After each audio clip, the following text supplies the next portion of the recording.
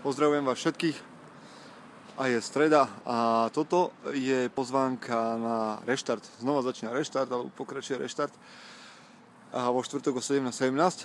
A na čo vás chcem pozvať, keď sa tak prechádzate po svete a vlastne aj tu napríklad, tak naražame na strašne veľa značiek, príkazov, zákazov a my by sme chceli vlastne reštartovať 10 zákonov, 10 prikázaní a začať premýšľať nad tým, že čo to vlastne je, či to dnes ešte platí, či to funguje, na čo to je, či to sú nejaké Hammurapiho zákonníky, alebo čo je tých 10 prikázaní, ktoré tak často neviem, tak často o nich počujeme, alebo sa nimi riadíme, lebo mnoho ľudí sa nimi riadi a nemusia byť vôbec veriaci.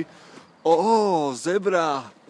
No a vlastne o tom budeme hovoriť. Chceme vám úplne prekopať a reštartovať 10 prikázaní, 10 božích prikázaní a premýšľať nad tým, čo to vlastne znamená. Keď si kresťan, alebo nekresťan, alebo čokoľvek si a myslíš si, že to pre teba nie je, tak sa milíš.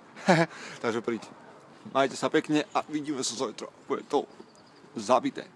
Nezabiješ vlastne.